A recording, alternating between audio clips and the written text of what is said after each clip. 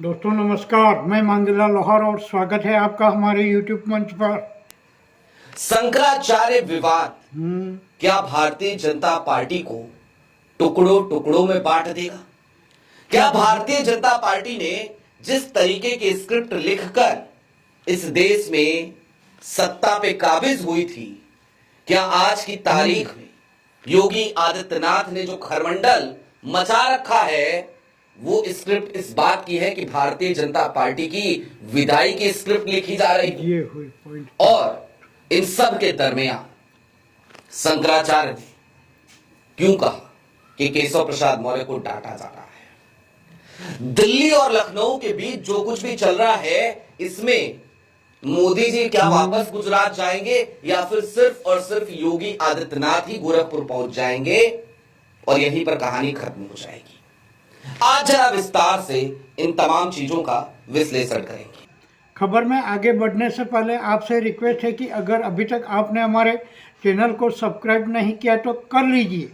Video के नीचे दिख रहे थैंक्स और ज्वाइन वाला बटन दबाकर चैनल की सदस्यता लें, या फिर इस बार कोड को स्कैन करके भी कुछ राशि भेजकर हमें फाइनेंशियली सपोर्ट कर सकते हैं। वीडियो को ज़्यादा से ज़्यादा लाइक व शेयर करें, कमेंट्स बॉक्स में अपनी राय लिखें। वापस मिलते हैं एक छोटे से ब्रेक के बाद। क्या आप भिंडर में कोई नया मकान या फ्लैट तलाश रहे हैं? टेंशन नहीं, मुख्यमंत्री जन आवास योजना में उच्च स्तरीय प्रोजेक्ट और नगर पालिका से अनुमोदित कनिष्का बिल्डकॉन लाया है 2 BHK 695 स्क्वायर फीट मकान, जो देंगे आपको फैमिली को सुकून भरी जिंदगी। साथ ही ट्विन टावर में flats 450 square feet, fresh environment, parking, temple, open area, club house, park, provision store and all basic facilities. Stamp duty में रियायत, लोन सुविधा और आसान किश्तों में भुगतान। उदयपुर बड़ी सादड़ी मेन रोड से मात्र 250 मीटर अंदर पंचायत समिति के पास। पहले आए, पहले पाए अपना आशियाना और पूरा करें अपना सपना। हमारा पता कनिष्का सिटी, उदयपुर रोड, पंचायत समिति के पीछे, शक्ति नगर के पास, भिंडर। और सबसे पहले मैं आपको कुछ चीजें दिखाना चाहता हूं। मसलन बरेली के सिटी मजिस्ट्रेट अलंकार अग्निहोत्री, कानपुर में SDM भी रहे, PCS अधिकारी, उन्होंने सरकार की नीतियों से असंतुष्ट होते हुए, सरकार पे आरोप लगाते हुए हाथों में पीले रंग का बैनर लेकर के सीधे सरकार के खिलाफ मोर्चा खोल दिया और इस्तीफा दे दिया। UGC के नियमों से वो आहत थे, लेकिन उसके साथ ही साथ शंकराचार्य विवाद से भी वो काफी ज्यादा आहत है। आज 9 दिन बीत चुके और बीते 9 दिनों में शंकराचार्य और युक्तेश्वरानंद वो अपने शिविर में प्रवेश नहीं कर रहे, बाहर बैठे हुए। अच्छा, शंकराचार्य तो बाहर बैठे हैं, लेकिन इसी बीच केशव प्रसाद मौर्य प्रयागराज पहुंचे। पत्रकारों ने पूछा कि क्या आप जाएंगे शंकराचार्य जी के पास? केशव प्रसाद मौर्य ने कहा कि मेरा ऐसा कोई कार्यक्रम नहीं।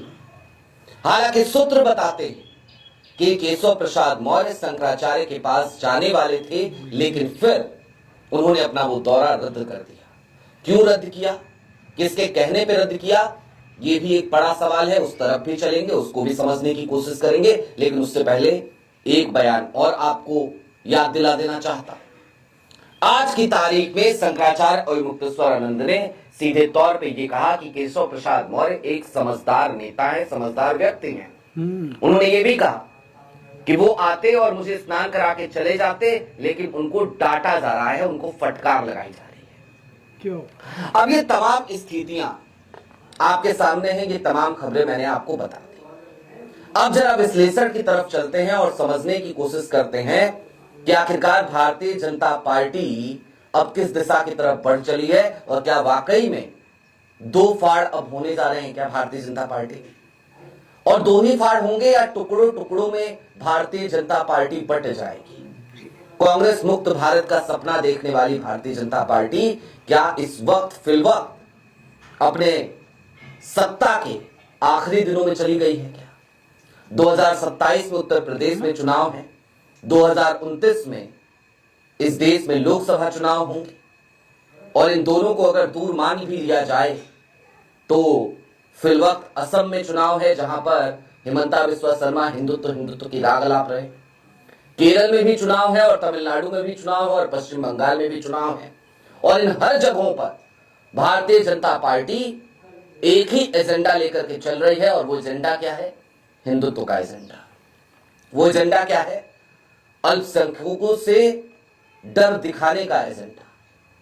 लेकिन उत्तर प्रदेश में जो कुछ भी हो रहा है, ये पॉइंट मणिकर्णिका घाट, वो एक विवाद आया सामने, मंदिर तोड़े गए, लोगों ने योगी आदित्यनाथ को औरंगजेब तक कह दिया, मोदी जी को भी औरंगजेब तक कह दिया। काशी, मथुरा, अयोध्या, प्रयागराज और इन तमाम जगहों पर जिस तरीके से संतों को पीटा जा रहा है, या जिस तरीके से शंकराचार्य के साथ बिना बात के एक विवाद को खींचा जा रहा है, लंबे समय तक नोटिस खेला जा रहा है, ये सब निश्चित तौर पर भारतीय जनता पार्टी के उसी एजेंडे के खिलाफ तस्वीर बनाते हुए दिख रही है। अब दोस्तों, योगी आदित्यनाथ अपने घमंड में अड़े हुए, ऐसा लग रहा है जैसे योगी आदित्यनाथ ने बिल्कुल दृढ़ निश्चय कर लिया है, वो एकदम डिटरमाइन कर चुके हैं कि मैं किसी भी हालत में माफी नहीं मांगूंगा, शंकराचार्य से माफी नहीं मांगूंगा, इस विवाद को नहीं खत्म करूंगा, और खुद नहीं करेंगे तो किसी और को करने भी नहीं देंगे। केशव प्रसाद मौर्य प्रयागराज गए थे, अचानक से दौरा रद्द हुआ तो आप समझ सकते हैं। लेकिन इसका नुकसान किससे होगा? क्या सिर्फ और सिर्फ योगी आदित्यनाथ को ही इसका नुकसान होगा क्या? या ये नुकसान मोदी को भी होगा, अमित शाह को भी होगा? और अगर वहां तक नुकसान पहुंचने की संभावनाएं हैं तो दिल्ली दरबार चुप क्यों है? अब जरा उस चुप्पी का कारण समझ लीजिए। दिल्ली दरबार अब ये चाहता है कि योगी आदित्यनाथ को जो कुछ करना था, जितना बंटाधार करना था, उन्होंने कर लिया। हमारे एजेंडे की उन्होंने पूरी तरीके से लंका लगा दी। तो ऐसा लगता है जैसे दिल्ली दरबार चुप होकर अब एक मुफीद वक्त का इंतजार कर रहा है। मुफीद वक्त इस बात का कि भाई ये विवाद इतना बढ़ जाए कि योगी जी खुद ही कहें कि मैं गोरखपुर चले जाता हूं, मठ में जाकर के बैठ जाता हूं अपने, क्योंकि अब लखनऊ में बैठना मेरे लिए ठीक नहीं है, लखनऊ में बैठने की स्थिति नहीं है। क्या दिल्ली दरबार उस मुफीद वक्त का इंतजार कर रहा है? केशव प्रसाद मौर्य ने आज जो बयान दिया, शंकराचार्य के बयान आने के बाद, उन्होंने बड़ी महत्वपूर्ण एक बात कही।